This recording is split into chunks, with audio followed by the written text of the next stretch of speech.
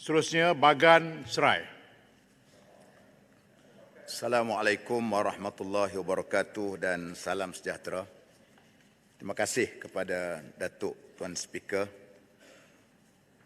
kerana memberi ruang kepada saya untuk membahas dan menjunjung titah Duli Yang Maha Mulia Seri Paduka Baginda di-Pertuan Agong bagi sesi Parlimen, sesi Dewan Rakyat, mesyuarat pertama penggal kedua bagi tahun 2021. Datuk Speaker, belia harapan bangsa dan negara. Saya bercakap tentang belia walaupun saya telah pun mencecah umur 60 tahun. Kerana pada saya belia ialah masa depan untuk membentuk negara kita yang tercinta ini. Sebagaimana orang yang pernah menjadi muda, sudah tentu ada pengalaman yang tersendiri. Isu yang paling hangat dibicarakan di kalangan belia ini ialah berkenaan dengan pekerjaan dan pengangguran, terutama waktu pasca pandemik. Pelbagai usaha telah dirancang dan dilaksanakan oleh kerajaan yang dahulu. Antaranya seperti program subsidi upah 1.0 sehingga 5.0, penjana, MyStep. Alhamdulillah hasilnya walaupun bilangan siswazah meningkat sebanyak 4.7% pada tahun 2021 berbanding dengan 2020, kadar pengangguran bagi siswazah menurun sebanyak 2.5% pada tempoh yang sama. Justru itu, persoalan saya di sini ialah sejauh manakah perancangan bagi pihak Kementerian Sumber Manusia untuk meneruskan inisiatif yang seumpama ini bagi mengurangkan kadar pengangguran di negara kita. Jika dilihat kepada statistik siswazah terkini, lebih 75% siswazah yang bekerja berada di dalam sektor perkhidmatan, diikuti sektor perbuatan 13.7%, sektor pembinaan 6%, sektor pertanian 2.1%, dan sektor perlombongan 0.8%. Ketidakseimbangan ini memerlukan perhatian daripada Kementerian Pendidikan Tinggi dalam memastikan para siswazah diberikan persiapan yang secukupnya dan sesuai dengan keperluan serta permintaan industri. Datuk Yang di-Pertua, sebagai contohnya kita dikejutkan dengan isu 20,732 calon yang layak dan melepasi syarat am gagal mendapat tawaran ke universiti disebabkan tempat dan terhad dan persaingan yang sengit untuk memasuki universiti awam. Justru, langkah jangka masa pendek dan sederhana perlu dilaksanakan dengan kadar segera selain turut merangka solusi jangka panjang. Antara seperti pernah dicadangkan oleh pakar-pakar dalam negara ini, pewujudan sistem data raya dan aplikasi yang mengandungi maklumat berkenaan program yang sesuai dan universiti yang menawarkannya. Di peringkat awal, ia mungkin hanya melibatkan universiti awam.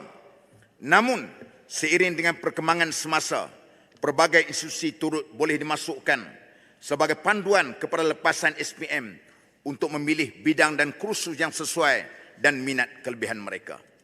Datuk Yang di-Pertua, lain pula cerita dengan calon yang tidak memperoleh CJ SPM pada tahun lepas oleh kerana pandemik dan pertukaran sistem bagi pelajar SPM ini. Statistik yang terkini menimbulkan kegusaran kita semua. Seramai 24,941 pelajar yang berdaftar tidak menduduki SPM, manakala daripada jumlah yang mengambil peperiksaan seramai 1,665 pelajar gagal dan 45,514 pelajar pula tidak layak mendapat sijil SPM. Secara keseluruhannya, sejumlah 72,120 pelajar ini tidak akan dapat menyambung pelajaran mereka kerana umum mengetahui bahawa sijil SPM sangat penting bagi anak-anak kita untuk meneruskan dan menyambung pelajaran ke peringkat yang lebih tinggi.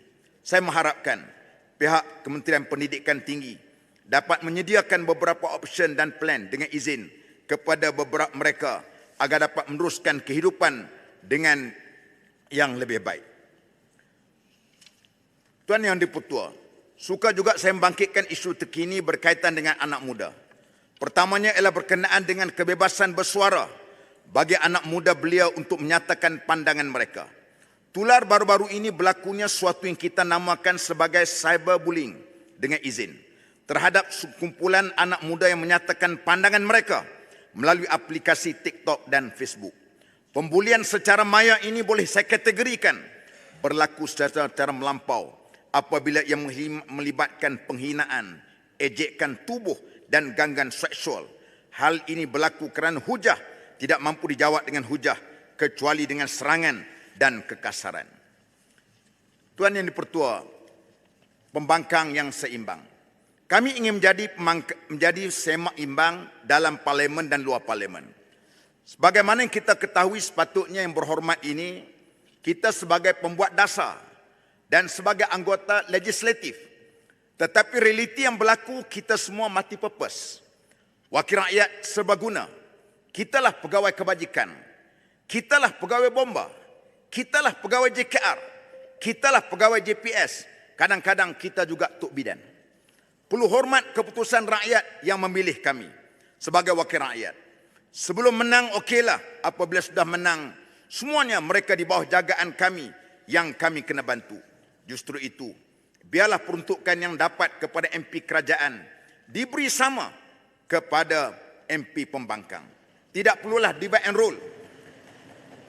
Tidak perlu divide and rule dalam kawasan parlimen diwakili pembangkang dengan melantik penyelaras parlimen dan peruntukan yang diberikan kepada penyelaras.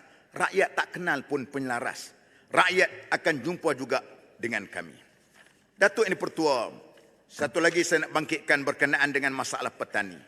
Saya mendapat satu nota Excel, bukan ditulis dengan tulisan saja, menggambarkan tentang keperitan yang dialami oleh pesawah pada hari ini. Nota Excel ini tulis oleh saudara Jamaluddin Cik yang bendangnya musim kedua tahun 2022, iaitu di kawasan saya di Bagan Serai. Luas bendang 1.9 ekar. Belanja untuk membelanjakan untuk membuat bendang ini RM5,366.70, termasuklah untuk upah drone, racun siput, racun rumput, sewa pam, menanam, upah sebagainya. Pendapatan hanyalah RM3.19 dan masuk subsidi pula dapat RM1,008.81. Jadi masih lagi kurang, rugi, buat bendang rugi sebanyak RM854.70, masih kurang. Saya sendiri turun untuk melihat keadaan suasana sebelum daripada parlimen bersidang, untuk melihat sendiri apa yang berlaku di sana. Saya bimbang ialah takut petani-petani ini give up. Mereka meninggalkan untuk membuat ataupun bersawah. Berbahaya dari segi sudut soal kita bincang berkenaan dengan keselamatan makanan. Sudah ada pun ramai di kalangan mereka yang tidak lagi mau buat bendang. Sebaliknya mereka tanam kelapa sawit. Untuk jangka panjang amat merugikan. Jadi saya juga melihat sini pihak JPS, Jabatan Perairan dan Saliran JPS dan Jabatan Pertanian perlu berkolaborasi. Kadang-kadang bila jumpa dengan JPS kata pertanian. Bila jumpa pertanian, JPS. Terutamanya dalam soal saliran. Baru-baru ini apabila timbul untuk nak ambil padi. Bila nak ambil padi, air masih lagi menakung di dalam kawasan petak bendang. Mesin tak boleh masuk. Kalau masuk mesin akan tenggelam, rosak padi dan juga menyebabkan berlakunya di sana padi yang basah. Maka sudah tentu antara perkara yang perlu diambil perhatian ialah supaya pihak JPS dan pertanian ini, Jabatan Pertanian mesti berkolaborasi untuk menyelesaikan masalah berkenaan dengan food security ataupun berkenaan dengan keselamatan makanan kita. Akhir sekali ialah Datuk Ketua, saya mohon supaya timbalan menteri di Jabatan Perdana Menteri Hak Agama perlu diadakan.